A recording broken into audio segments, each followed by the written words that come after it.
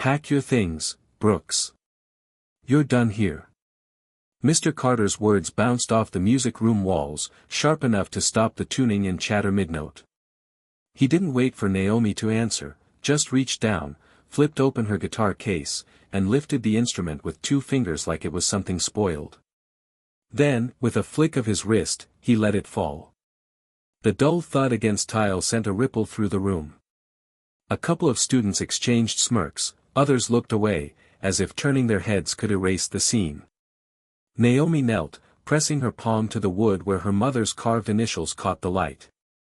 She closed the case carefully, latching it with a click that sounded louder than anything else in the room.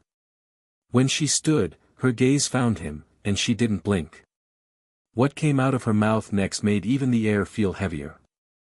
Naomi had learned to live with whispers, but this, being cast out of the one place she thought was hers, cut deeper than the usual stares in the hallway.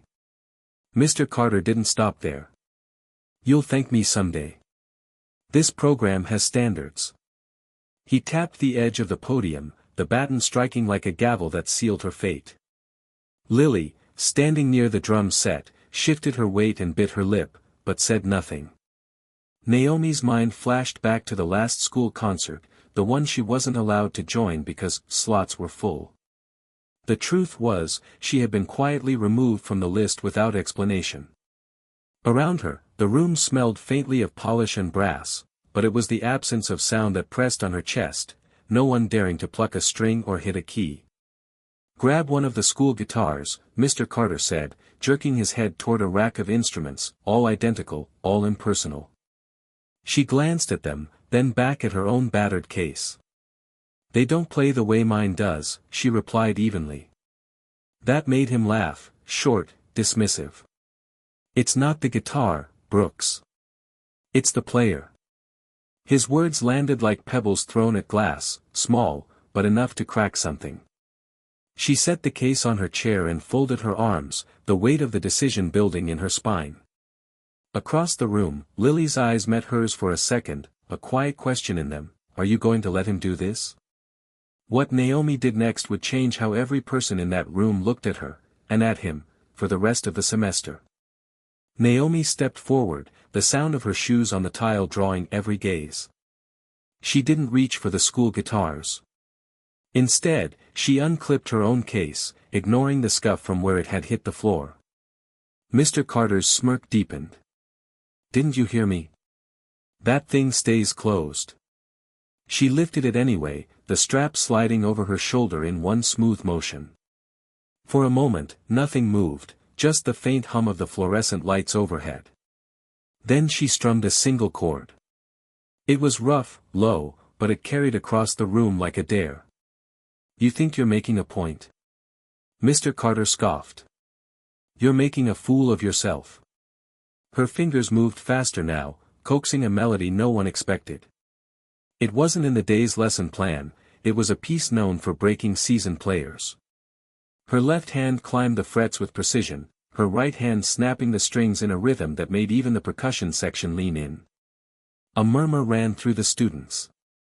Someone near the back whispered, she's actually good. Mr. Carter's baton lowered, his brows drawing together. She shifted into the bridge, the hardest part, her eyes never leaving his. By the time she hit the final note, the room had gone so still that the ringing strings seemed to hang in the air. She let the silence stretch, then said quietly, it's not the guitar. And it's definitely not the player. For the first time that morning, Mr. Carter didn't have a reply. And that silence felt louder than any applause. The first clap came from the back, hesitant but clear. It was Lily. Then another joined in, and another, until the room was filled with the sound Mr. Carter hadn't planned for, approval. He froze, baton still in hand, eyes scanning faces that no longer looked to him for permission. The door opened, and Principal Harris stepped inside, drawn by the noise. She took in the scene, Naomi standing with her guitar, the class turned toward her, Mr. Carter rooted behind his podium. What's going on here? Her voice was calm, but the kind that expected truth, not excuses. Mr. Carter cleared his throat. Just a little, demonstration gone wrong. Harris's gaze landed on Naomi. I heard that piece from my office. Who taught you to play like that? Naomi's fingers tightened on the neck of her guitar. My mom. She used to perform here, before the program changed. The room shifted at her words. Older students glanced at each other, remembering stories. Principal Harris looked at Mr. Carter. And you thought it best to keep that talent off the stage? He opened his mouth, but nothing came out. The authority in the room had shifted, and he knew it. Naomi, Harris said, how would you like to open the winter concert? The air seemed to thicken, everyone waiting for her answer. She didn't look at Mr. Carter when she said, I'd be honored. That was the moment his grip on the class slipped entirely. Naomi didn't stay to watch Mr. Carter's reaction. She lowered her guitar into its case, fastening the latches with deliberate care. The class had already turned back to their seats, but the air still carried the echo of her playing. As she walked past the podium, she paused just long enough to meet his eyes. I'll see you at the concert, she said, not as a challenge, but as a promise. Outside in the hallway, the noise of lockers and footsteps felt distant. Lily caught up to her, grinning. You know you just rewrote the whole story of this class, right? Naomi shrugged. I didn't rewrite anything. I just played my part. At the far end of the hall, a poster for the winter concert flapped lightly in the vent's breeze. The space for opening performance was still blank, but everyone who had been in that music room knew exactly whose name would fill it. And even without the ink on the paper, her place was already set. Real talent doesn't need permission to be seen. In that music room, Naomi faced open disrespect, public humiliation, and the quiet pressure to back down.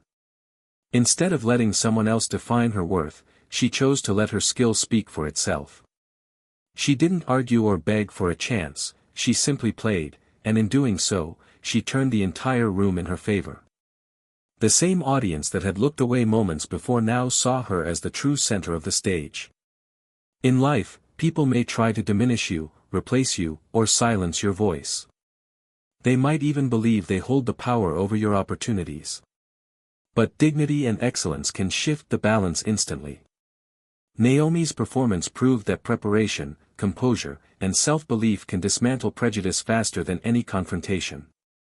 When you know your worth, you don't have to demand respect, you make it impossible to ignore. Sometimes the most powerful victories come without raising your voice, but by letting your actions resonate louder than anyone's doubt.